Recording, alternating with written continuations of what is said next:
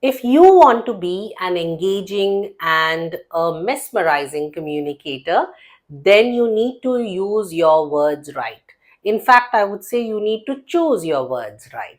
So, vocabulary is a powerful tool which can be the game changer in your communication game.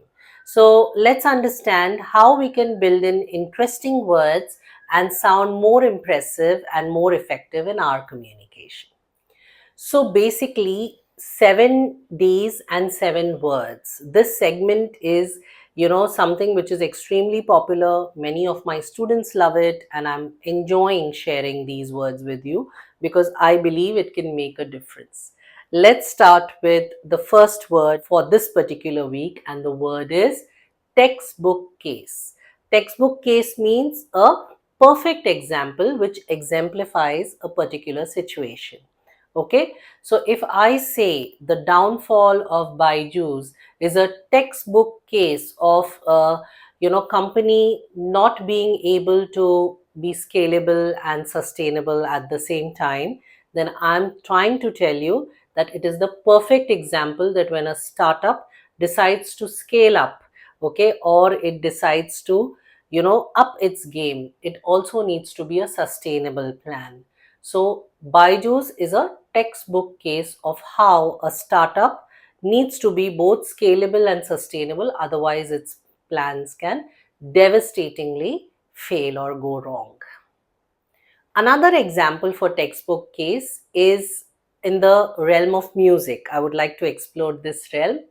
The music which A.R. Rahman churns out for us is a textbook case of divine music. Music which is relatable, music which every age group can enjoy, and is certainly representative of our heritage, of our culture.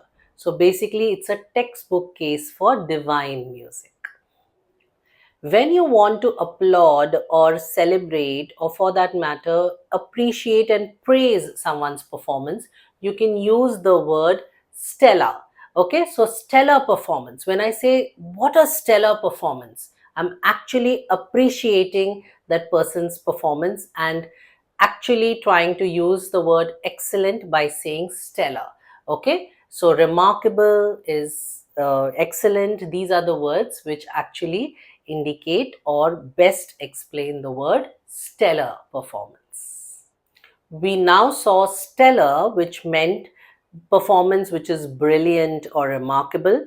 At the other end of the spectrum, we have the word lackluster performance, something which lacks the shine or the glitz and glamour of a good performance. Not just in music or entertainment, you can use this word even for companies. Okay, so if a particular company is not doing well in a quarter, at the end of the quarter, you can say it was a lackluster performance. Or if a team did not do well in a particular match, it was a lackluster performance. When someone is not making a lot of sense, okay, and you find their speech convoluted, not something you can comprehend, then all that talk is gibberish. Gibberish means nonsensical talk. This often happens, in when the person is not very informed on the subject that he's speaking. So gibberish means nonsensical or any conversation which is not adding value to you. Stray. Now, on the face of it, this seems like a simple word. We know that anything that is not having an official tag attached to it, it is stray. For example, stray dog, okay? But this can also be used in other areas, okay?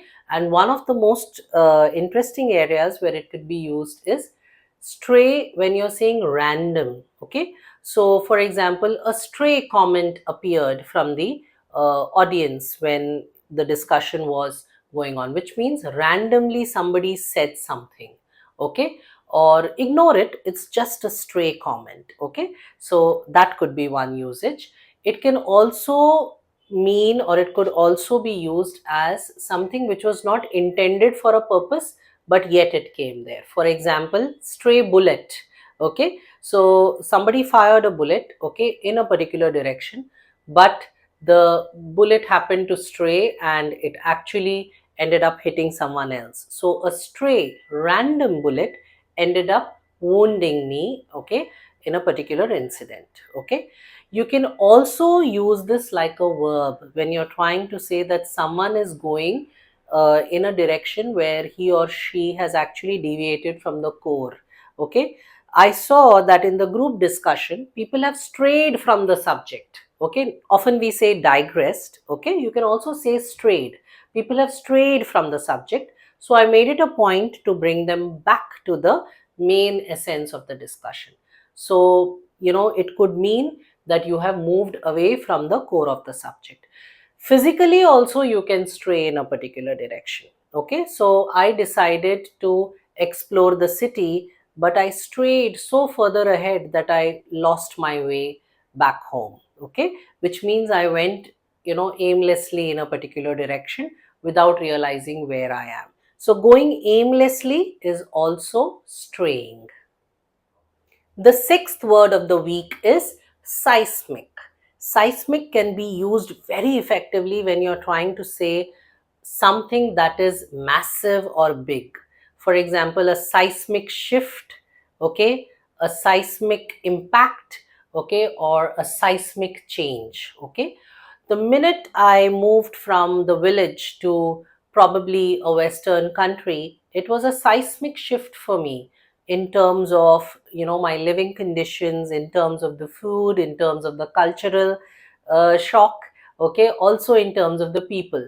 So seismic means major, drastic. Okay, there are certain industries like semiconductor business, they have done phenomenally well, and you can see a seismic shift in their performance in the last few years, much in demand and doing wonderfully well. Locking horns. So when two animals fight, you can actually see them locking their horns aggressively, which is their way of saying that they are fighting. And this can be used even for people who are in a competitive space, or organizations which are actually fighting for the same space. Okay, so let's take the example of Kamala Harris and Trump. In this election, which is lined up now in 2024, Kamala Harris and Trump are locking horns, okay, which means face off. They are actually pitted against each other. So, locking horns, pitted against each other, face off, all of this means that they are engaging in a battle of sorts. I make a very sincere attempt to bring to the table words which are usable, words which are relevant, and words which, relate to things around you. You can definitely apply them. You just need to get started. So if you've not gone through our earlier videos of vocabulary, I'm sharing a link up here. Do look at the earlier vocabulary series as well. And yes, this particular video is also a very effective lesson on building your vocabulary levels. So go ahead and try each and every word in this segment. And yes, feel free to comment in the comment section.